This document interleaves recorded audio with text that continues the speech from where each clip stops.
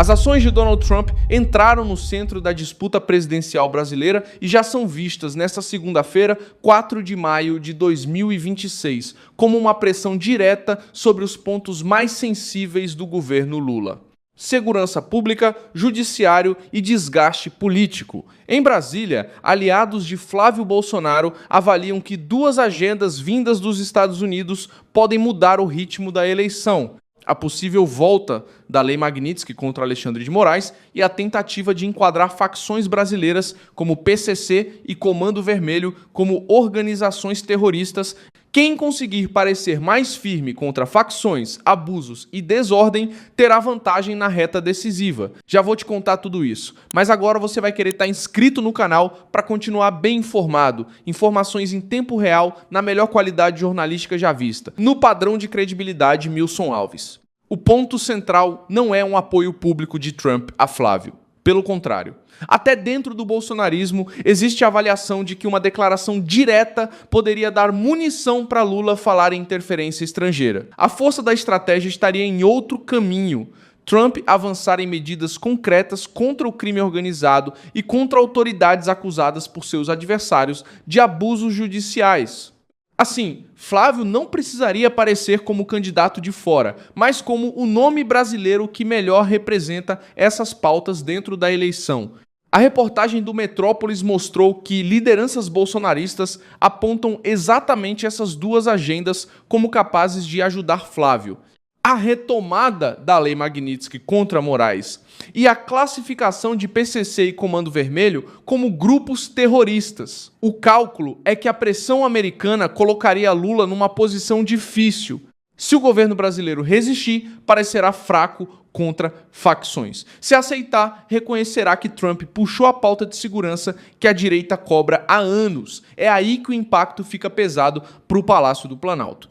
A disputa já parece apertada. Uma pesquisa Atlas Intel e Bloomberg, divulgada pela Reuters em 28 de abril, apontou Lula e Flávio Bolsonaro tecnicamente empatados em uma simulação de segundo turno. Flávio apareceu com 47,8%, enquanto Lula marcou 47,5%. Em uma eleição desse tamanho, qualquer movimento externo com força simbólica pode virar combustível interno. E quando o tema é segurança, judiciário e crime organizado, o debate deixa de ser só ideológico e entra no medo real das famílias brasileiras. A esquerda percebeu o risco. André Janones, deputado ligado ao campo lulista, afirmou que Flávio seria um candidato dificílimo de enfrentar. Segundo ele, Flávio herda a base política do pai, mas pode tentar se afastar da rejeição mais dura atribuída a Jair Bolsonaro. Essa avaliação tem peso porque vem de dentro do campo adversário. Não é comemoração da direita, é alerta da própria esquerda de que o filho mais velho de Bolsonaro pode chegar competitivo ao centro da eleição. Ao mesmo tempo, a direita começa a reduzir o barulho interno. Silas Malafaia declarou apoio à pré-candidatura de Flávio Bolsonaro à presidência durante um culto no Rio de Janeiro, no domingo, 3 de maio. O gesto tem efeito político porque Malafaia vinha sendo associado a outras possibilidades dentro do campo conservador. Quando uma liderança religiosa com alcance nacional muda o tom e fecha apoio, o recado para a base é claro: a fase de dúvida começa a dar lugar à fase de alinhamento. A outra peça desse tabuleiro vem do Equador. O governo de Daniel Noboa iniciou em 3 de maio um toque de recolher em 9 províncias e 4 cantões para enfrentar a criminalidade. A medida vale até 18 de maio, das 23 às 5, em áreas apontadas pelas autoridades como regiões de forte presença criminosa. Mesmo sem fronteira direta com o Brasil, o caso acendeu alerta na América do Sul, porque mostra que governos da região estão usando medidas duras contra facções quando a violência sai do controle. Esse movimento conversa diretamente com a pauta que Trump tenta empurrar para o continente. Em 2025, o governo brasileiro recusou um pedido do Departamento de Estado dos Estados Unidos para classificar PCC e Comando Vermelho como organizações terroristas. Autoridades americanas alegaram que a medida ajudaria a aplicar sanções, atingir cadeias financeiras e combater redes criminosas transnacionais. O governo brasileiro respondeu que trata esses grupos como organizações criminosas, não terroristas. A diferença parece técnica, mas politicamente é explosiva. Se Trump insistir nessa agenda em 2026, Lula ficará diante de uma pergunta dura: por que resistir a uma medida que promete atingir facções bilionárias?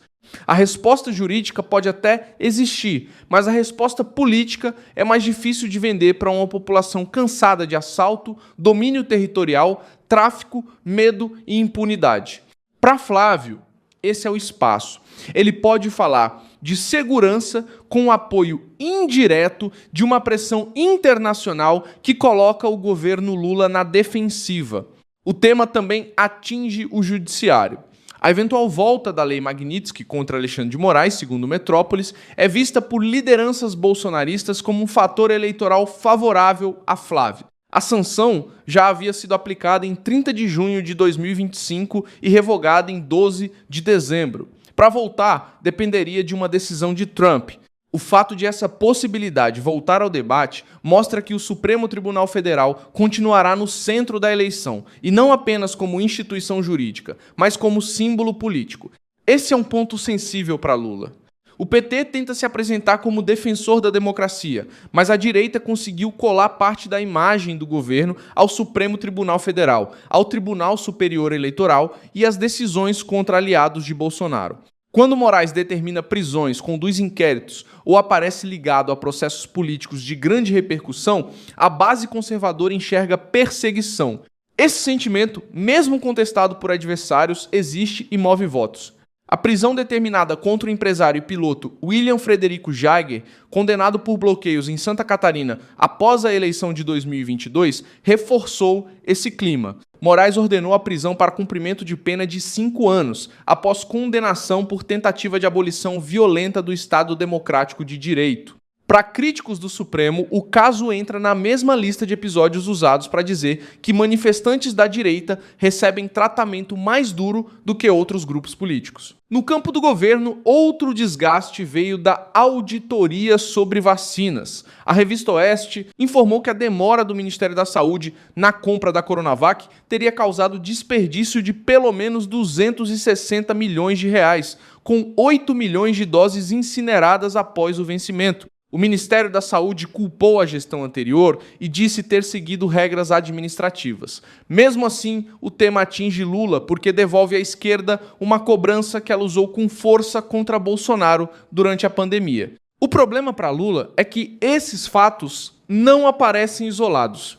Eles se acumulam. Pressão de Trump, debate sobre facções, desgaste do judiciário, disputa apertada nas pesquisas, direita tentando se reorganizar e críticas sobre gestão pública. Quando tudo isso se junta, a eleição deixa de girar apenas em torno de programas sociais e passa a girar em torno de autoridade, segurança e confiança. E nesse terreno, Flávio tenta se apresentar como herdeiro do capital político de Bolsonaro, mas com um discurso menos explosivo e mais calculado. A história brasileira mostra que uma eleição pode mudar quando o sentimento de desgaste vira maioria social. Em 2016, o impeachment de Dilma Rousseff avançou no Congresso após meses de crise política, econômica e institucional, com o Senado decidindo pela abertura do processo em 12 de maio e afastando a presidente do cargo. Aquele episódio mostrou que governos não caem apenas por um fato isolado. Eles perdem força quando economia, rua, Congresso, denúncias e sensação de descontrole se unem em uma mesma direção. Para Lula, o risco agora é outro, mas a lógica política é parecida. Quando a narrativa de perda de comando pega, o adversário cresce. Outras nações também mostram que segurança pública pode virar motor eleitoral. Em El Salvador, Nayib Bukele consolidou enorme popularidade após uma política dura contra gangues, com forte queda dos homicídios. A Associated Press informou que a nação fechou 2024 com 114 homicídios, recorde baixo. O ponto político é que quando a população sente medo, candidatos que prometem ordem ganham espaço. No Equador, Daniel Noboa tenta seguir parte dessa lógica contra facções. Nos Estados Unidos, Trump transformou crime, fronteira e imigração em bandeiras centrais. No Brasil, Flávio tenta encaixar essa onda dentro da disputa contra Lula. É por isso que a possível ação de Trump não pode ser tratada como detalhe externo. Ela entra no coração da eleição brasileira.